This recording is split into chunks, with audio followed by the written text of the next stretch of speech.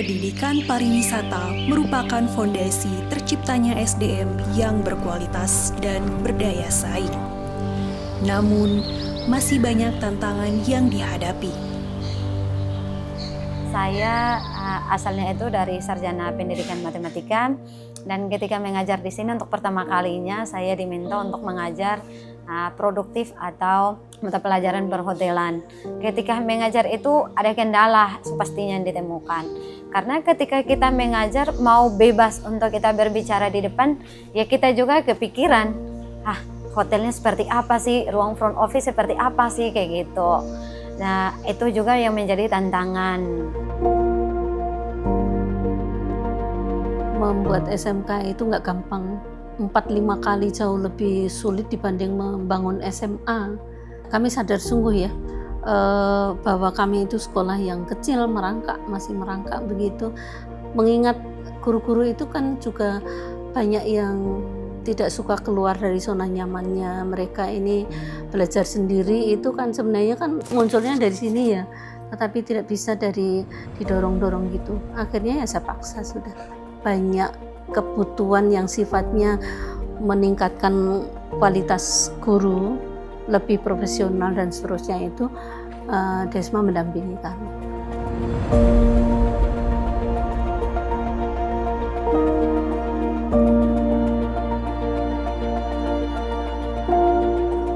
Dengan adanya Desma, banyak hal yang berubah dari kami, bisa atau mendobrak hal baru itu dengan memberanikan diri bekerja sama dengan beberapa industri, sehingga proses pembelajaran yang terjadi di sekolah itu sesuai dengan standar yang ada di industri.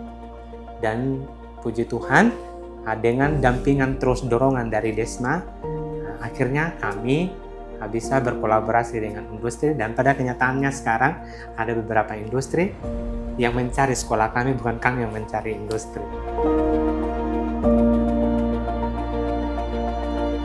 Desma mendatangkan expert dari NHI, ya, dosen-dosen dari NHI. Kebetulan ada 4 orang dosen, ibu-ibu dari 2 dari usaha perjalanan wisata, prodinya, yang 2 dari perhotelan.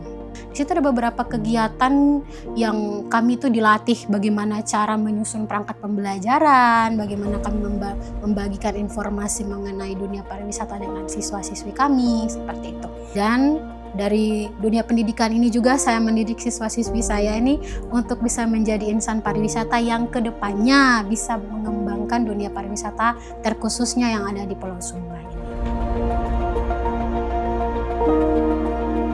Kalau saya bilang bagaimana cara kita bertahan, sudah pasti kita upgrade.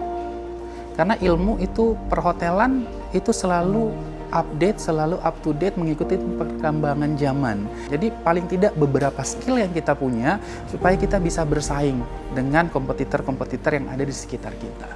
Kalau membutuhkan karyawan yang memang akan mau bergabung di perhotelan, sudah pasti kita akan memilih orang-orang yang punya soft skill sama hard skill. 2 skill itu harus kita butuhkan. Karena kembali lagi SMK ini adalah sekolah vokasi. Setengah vokasi yang dimana siswa-siswanya dipersiapkan untuk terjun nanti PKL, dan pada saat mereka selesai mereka sudah ready nih terjun ke industri atau terjun ke masyarakat.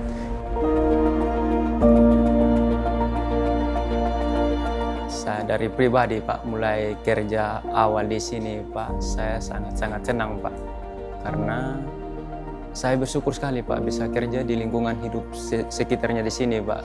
Saya tidak bisa jauh dari orang tua. Kami senang sekali ya Pak. Di Sumba sini akhirnya ada hotel yang sebesar ini Pak. Kami sebagai anak-anak muda Sumba, kami bisa berkarir selanjutnya lagi ke depannya begitu Pak.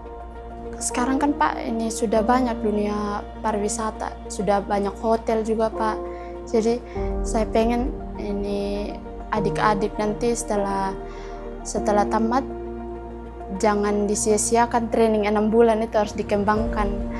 Jangan sudah training 6 bulan, sudah ini itu baru tamat sekolah langsung di rumah saja begitu. Harus dikembangkan, bangun Sumba. Jangan kita keluar lagi dari Sumba, kita yang kembangkan Sumba sendiri gitu. Kita anak Sumba ini harus bisa juga.